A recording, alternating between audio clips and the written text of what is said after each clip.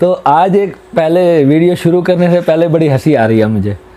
मेरे घर वालों का भी ये बड़ी प्रॉब्लम रहती है। जो आज का टॉपिक है ना, कि मंगलवार को मैं ना जब भी अपनी बीएड सेट करता हूँ ना, तो मैं कभी नहीं देखता कि आज मंगलवार है या कौन सा वार है या शनिवार है। मैंने आज तक कभी नहीं देखा है सब चीज़ों को। और पहले एक समय था जब मुझे नहीं ज्ञान था, तो मैं भी बहुत डरता था इन चीज़ों से। यार मेरा बिज़नेस लॉस हो जाएगा मंगलवार को बाल काटने की वजह से।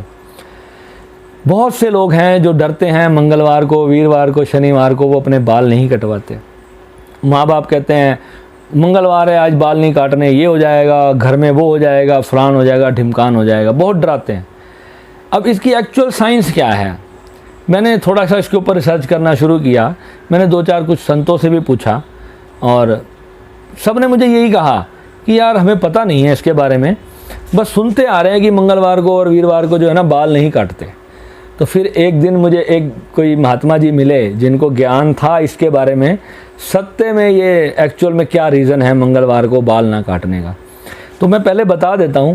पहले ज़माने में क्या होता था, आजकल तो हम लोग बहुत अच्छे अच्छे हेयर स्टाइल रखते हैं, बीएड को ऐसे ऐसे ऐसे ऐसे सेट करते हैं, अच्छी अच्छी आजकल लंबी लंबी बीएड्स का रिवाज चला हुआ है ना, सब रखते हैं। मैंने तो खैर 20 साल से कभी मैं बीएड अपनी कटवाता ही नहीं हूँ, शुरू से ही मतलब मैंने बीएड ही रखी हुई है।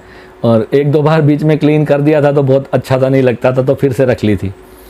तो कहने का मतलब है पहले ज़माने में ना ऐसे इतने सारे जो नाई, जो हेयर सैलून्स हमको नहीं अवेलेबल थे, और ना ही किसी के पास इतना पैसा हुआ करता था। सब लोग बहुत गरीब थे।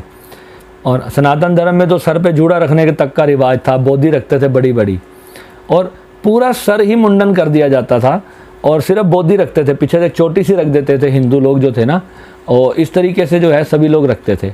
और सिख धर्म के लोग तो कभी बाल कटवाते ही नहीं। हमारे सिखों के गुरुओं ने तो एक ही चीज़ सिखाई कि केश कटवाने ही नहीं चाहिए।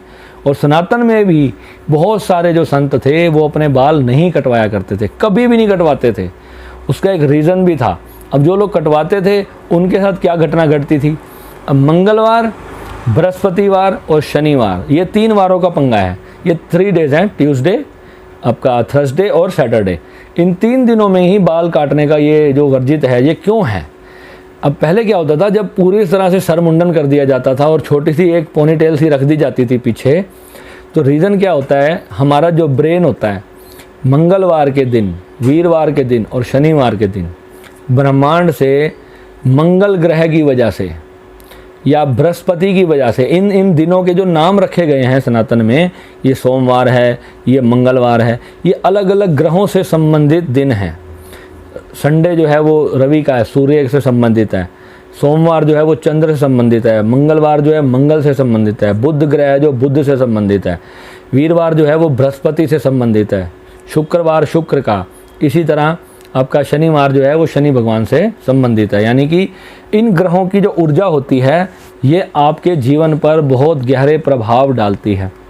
अब मंगलवार के दिन अगर आप सर मुंडा के आ जाओगे, तो मंगलवार के दिन जो मंगल की ऊर्जा होती है वो हमारे मस्तिष्क को बुरी तरह से प्रभावित कर सकती है।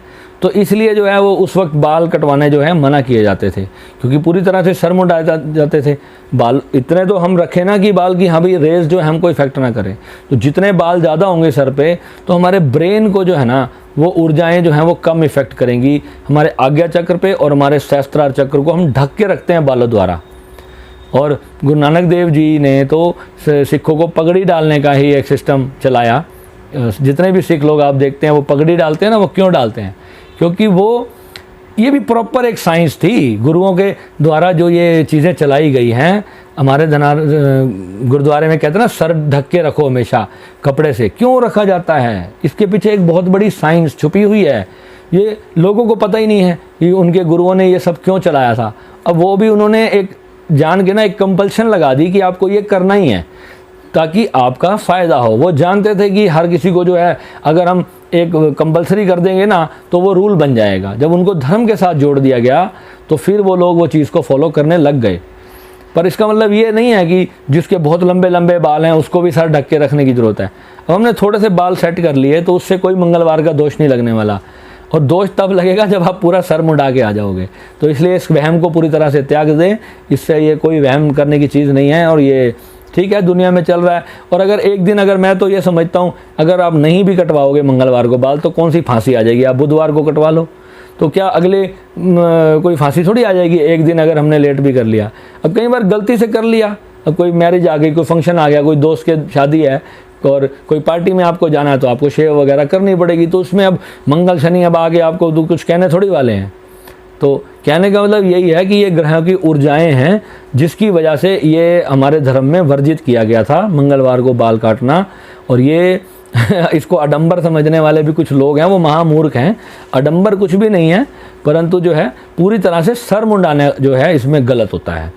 सर तब मुंडाया जाता है जब किसी सनातन धर्म के किसी व्यक्ति का अगर पिता उससे सर से उसका हाथ छूट जाए, हट जाए, तब जो है उसको सर मुंडाया जाता है केवल।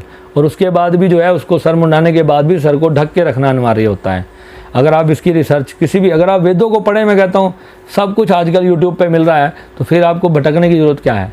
आजकल तो हिंदी ट्रांसलेट करके सारे लोग दे रहे हैं आपको, जिन लोगों ने इसको यूट्यूब को अपना प्रोफेशन बनाया है, हर चीज़ के बारे में इन्फॉर्मेशन है। पर आप सही चैनल आप चूज़ करें ताकि आपको सही ज्ञान मिले। आजकल कुछ लोग तो केवल अपने व्यूज़ पाने के लिए कुछ भी बना रहे हैं, खाली बैठे हैं कुछ भी। मैं अब सिर्फ अपने वीडियो सिर्फ वही बना रहा हूँ कि जो आप लोगों के क्वेश्चन मेरे पास व्हाट्सअप पे आते हैं वही मैं आप वीडियो बना देता हूँ। मैं ये सोचता हूँ चलो यार ये तो कई लोगों का क्वेश्चन होगा।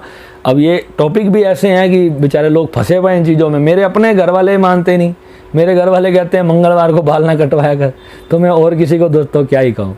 तो कहने का मतलब यही है कि कोई वहम मत करें, और जो भगवान भोलेनाथ का भक्त है तो फिर उसको किस चीज़ का वहम, तो उसको तो भगवान भोलेनाथ हमेशा अपने आप ही संभाल लेते हैं, तो कोई चिंता करने की आवश्यकता नहीं है। ठीक है, तो मिलते हैं अगले वीडियो में। नमः शिवाय।